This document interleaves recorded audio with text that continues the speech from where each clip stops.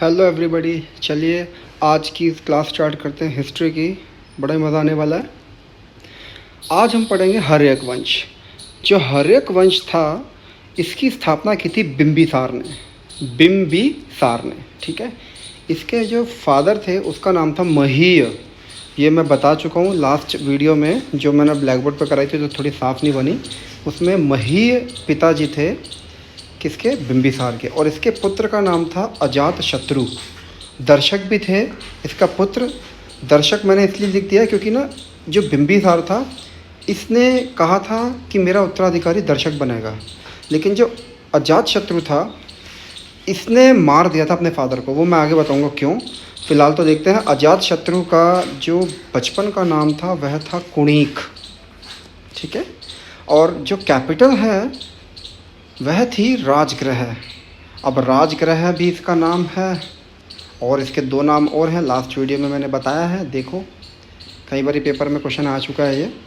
उसके बाद जो है वह है विस्तार। विस्तार का मतलब होता है कि इसने अपना जो इलाका था, जो इसका एरिया था, उसको बढ़ाने के लिए 500 शादियाँ कर मारी। हर किसी से दहेज में ज़मीन लेता चला गया और इलाका बहुत बड़ा कर लिया अपना। उस 500 शादियों के बारे में तो खैर एक्सप्लेनेशन देना मुश्किल है, बट इसमें से कुछ 4 शादियाँ इम्पोर्टेंट थी, जिसमें से पहली है महाकोशला के साथ। महाकोशला कौन थी? पेपर में आ चुका है, राजा प्रसेनजीत की बहन। ठीक है। इसके आगे देखते हैं। और इनकी दूसरी वाइफ का नाम था चेलना, जो लिच्छवी के राजा चेटक की पुत्री थी। ठीक है। पेपर में आए हुए क्वेश्चन के हिसाब से उठा रहा हूँ मैं ये, कि राजा चेटक की पुत्री का नाम क्या था? चेलना था। और फिर तीसरी इनकी वाइफ थी पंजाब के राजा भद्र की पुत्री क्षेमा। ठीक है। और चौथी आम्रपाली। आम्रपाली इम्पॉर्टेंट है बहुत ज़्यादा। क्यों? उसके पीछे लॉजिक क्या है? यह एक डांसर थी, नृत्यकी थी वैशाली की। तो इस पे मोहित होके जो है बिंबिसार ने इनसे शादी कर ली और इनसे एक पुत्र हुआ। उस पुत्र का नाम था जीवक। हाँ जी, नीचे लिखा ना ये जीवक। ये जीवक जो है पढ़ाई में बड़ा तेज़ था, तो इसीलिए इसको तक्षशिला भेज दिया पढ़ाई के लिए और वहाँ पे ये डॉक्टर बन के आ गया। अब जब ये डॉक्टर बन के आया, पेज पलटता हूँ। हाँ, और जब जीवक ये डॉक्टर बन के आया तो इसको सेवा पे भेज दिया इसकी मम्मी आम्रपाली और इसके पापा बिंबिसार ने, कि भाई जा अवंती के राजा प्रघोत। याद करना, ये भी पेपर में आ चुका है कि अवंती के राजा प्रघोत किस बीमारी से पीड़ित थे? तो पांडु रोग से पीड़ित थे। इसके लिए किसको भेजा गया था? जीवक को भेजा गया था। किसने भेजा था? तो क्वेश्चंस नहीं करने, स्टोरी करनी है। और इसी जीवक को जो है गौतम बुद्ध की सेवा के लिए भी भेजा गया था। बिंबिसार के बारे में ही पढ़ रहे हैं। तो इस बंदे ने राज किया था 52 साल तक। 52 साल तक इसने राज किया। ये पूरे इतिहास में पहला ऐसा राजा था जिसने स्थायी सेना का निर्माण किया था, यानी कि फिक्स आर्मी मुझे बनानी है इतनी, और इतनी रहेगी, ना कम होगी ना ज़्यादा होगी। ठीक है। अब जो बिंबिसार था ये जो है गौतम बुद्ध को बहुत मानता था और इन्हीं गौतम बुद्ध से एक नफ़रत करता था देवदत्त नाम का बंदा। लिखा हुआ है देखो, हेट करता था ना, देवदत्त नाम का बंदा। और जब ये इतनी नफ़रत करता था और इसने देखा कि यार अजातशत्रु जो है, इसका लड़का जो है इसका बिंबिसार का, ये बहुत कलपता अपने बाप से, तो उसने क्या किया? अजातशत्रु को भड़काना शुरू कर दिया और इसी भड़कावे में आके जो है अजातशत्रु ने अपने पिता बिंबिसार की हत्या कर दी। अजातशत्रु ने मार दिया अपने पापा बिंबिसार को। तो उसके बाद सबसे पहले उसने जैन धर्म अपनाया, 32 साल तक राज किया। और उसके ही लड़के ने, यानी कि उदयन हर्यक ने अपने बाप यानी कि अजातशत्रु को मार दिया। और फिर जो है ये जो उदयन हर्यक है ये अपनी कैपिटल पाटलिपुत्र ले गया। ये जो कैपिटल का निशान लगा ना, ये अजातशत्रु ने नहीं बल्कि उदयन हर्यक ने अपनी कैपिटल चेंज की थी।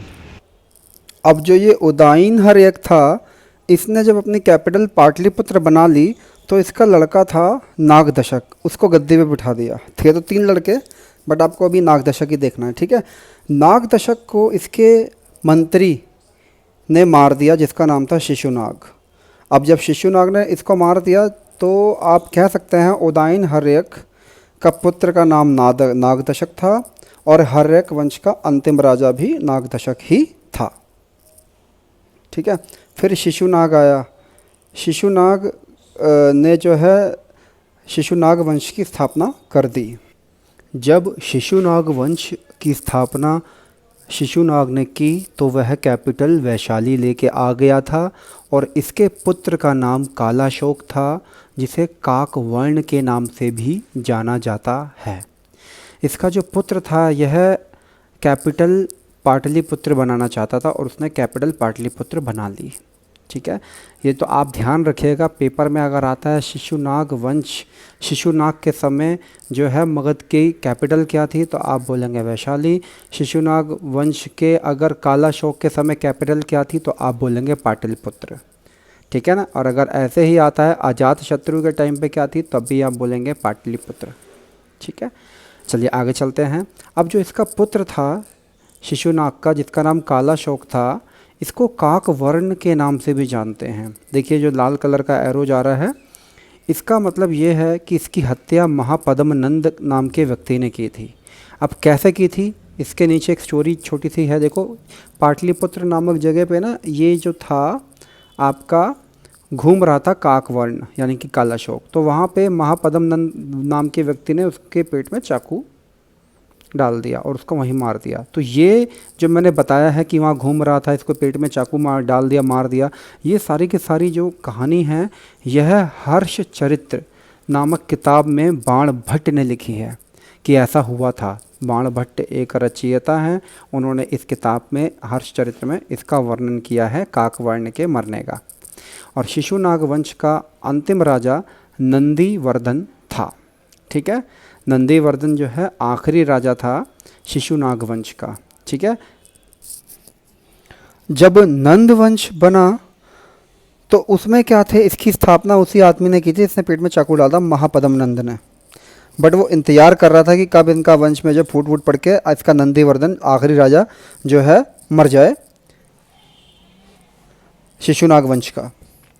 फिर जो है महापद्मनंद का लड़का था, अंतिम शासक कह सकते हो आप, घनानंद। अब जो अंतिम शासक था नंद वंश का, उसका नाम था घनानंद। इसको नहीं, इसने मारा, देखो एरो जा रहा लेफ्ट हैंड पे, इसने मारा सर्व था सिद्धि मौर्य को, यह सर्वार्थ सिद्धि मौर्य को मारा। अब सर्वार्थ सिद्धि मौर्य का लड़का था चंद्रगुप्त मौर्य। ठीक है ना, सर्वार्थ सिद्धि मौर्य पीपली वन का राजा था। अब इसका लड़का चंद्रगुप्त मौर्य था, ये इसको छुपा दिया था इसने ताकि इसके बच्चे को मार ना पाए। बाद में इसके लड़के ने, चंद्रगुप्त मौर्य ने चाणक्य यानी कि कौटिल्य की सहायता लेकर घनानंद को मार दिया था और वहीं से उसने मौर्य वंश की स्थापना कर दी थी। ठीक है, ये मौर्य वंश तक की कहानी है। मौर्य वंश अब आपको नेक्स्ट वीडियो में मैं प्रोवाइड करूँगा, इसको पढ़ लेना। और जिसको अभी भी समझ नहीं आया मैं एक रिवीजन करा देता हूँ, देख लो। देखो, हर्यक वंश बिंबिसार बनाया, उसके लड़के अजातशत्रु ने उसको मार दिया, कुणिक इसका नाम था। और फिर इसके लड़के उदयन ने अजातशत्रु को मार दिया और उदयन का लड़का नागदशक थोड़ा कमज़ोर था तो इसको शिशुनाग ने मार दिया और वहीं से शिशुनाग वंश बना दिया। फिर इसका लड़का था आपका कालाशोक, जिसको मार दिया महापद्मनंद ने, था ना वो बाण भट्ट नामक किताब, बाण भट्ट की किताब हर्ष चरित्र में। फिर उसके बाद जो है शिशुनाग वंश का आखिरी राजा नंदीवर्धन था।